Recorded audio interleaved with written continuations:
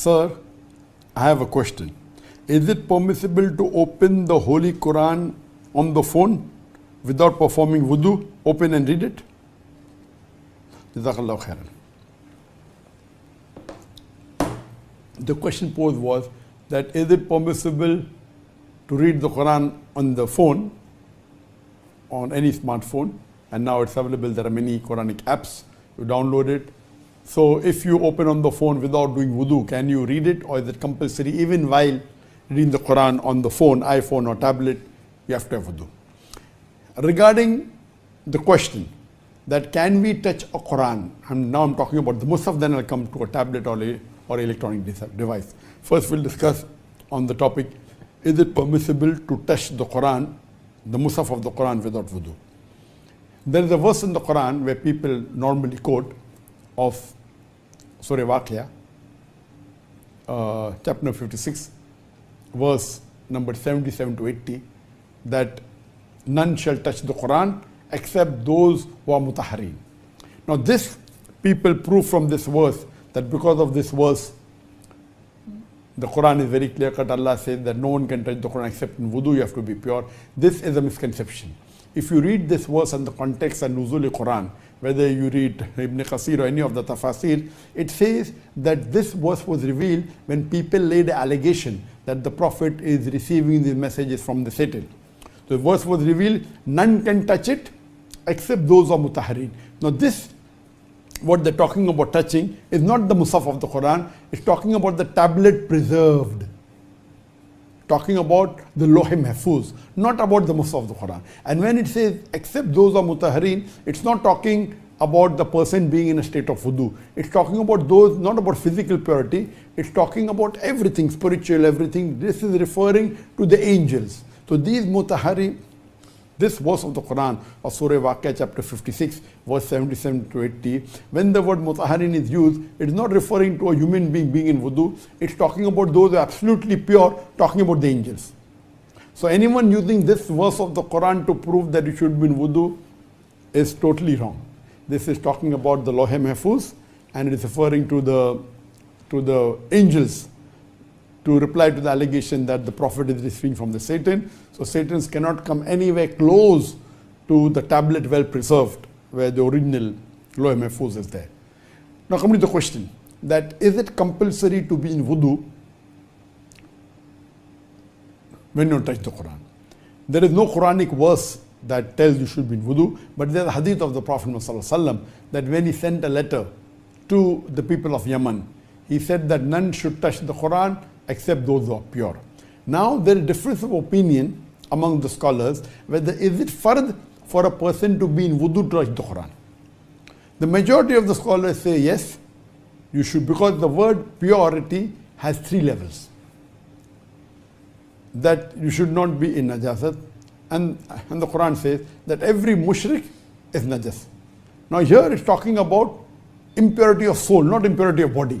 So when they are saying that the mushrik is najas, means impurity of soul. That's one level of impurity. The second is, if a person who is in janaba, he is in major impurity or ceremonial impurity. Even though he is called, he may not be in wudu, and if he is not in najasa, he is not in ceremonial impurity, if he is not ejaculated, if he didn't have a sexual intercourse, if the lady is not going under menstruation, then she is yet considered pure even if she is not in wudu, but that's called as the minor state of purity.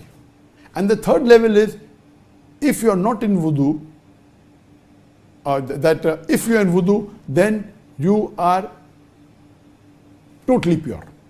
That means you are not even in minor impurity. So 3 types of impurity. One, impurity of kafir or a mushrik. The second is impurity of najasa because of menstruation or ejaculation. And third impurity is if you are not in wudu. So if you are not in wudu, then you are in minor impurity. If you are not in wudu, then you are in minor impurity. If you have done ejaculation or menstrual cycle or intercourse, then that's called a major impurity. So scholars differ. So, but the majority of the scholars say that you should be in wudu to So the scholars differ. What did the Prophet mean when he said what type of purity he meant that you should be touching the Quran? So if it meant that purity of only of the soul, that is referring to non-Muslims, or if it meant only purity from the major impurity, that is ejaculation or menstruation, that means, okay, fine, you can touch the Quran if you're not in wudu. If it meant that you should not be in minor impurity also, then you should be in wudu.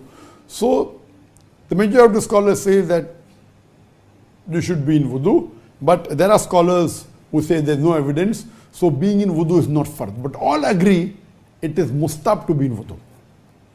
So while touching the Mushaf of the Quran, it is mustab to be in wudu. Some scholars say it is fard, some scholars say it's not fard, but those also who say it's not fard, they do agree it should at least be mustab.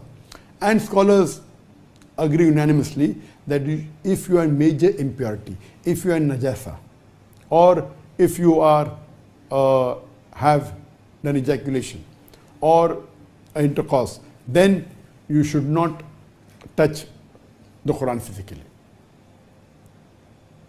Now coming to the question that whichever scholars you believe in, whether it's a fard or not to be in fard, can we touch the mobile? Can we open the Quran on the mobile and read it, or on a tablet or on a computer or any electronic device? All the scholars unanimously agree that the ruling for touching a Mushaf, a copy of the Quran, is not the same for an electronic device, whether it be a mobile phone, whether it be a smartphone, whether it be a tablet, whether it be a computer. This doesn't apply, so there is no question that you should be in wudu. All the scholars unanimously agree that if you're reading the Quran, because all the scholars agree that reading the Quran you don't have to be in wudu. So if you open the Quran on iPhone and touch the iPhone, or on a tablet and touch the tablet, or on a laptop or touch the laptop, or on a computer touch the computer, all scholars unanimously agree that there is no requirement to be in wudu when you're reading or touching the iPhone or the smartphone or the tablet or a laptop or a computer. All unanimously agree that electronic device you don't have to be in wudu, it's no problem at all. But generally, of course, all scholars agree that if you are in wudu, it is preferable, even while reciting the Quran, but it's not a fard at all. Hope that answers the question.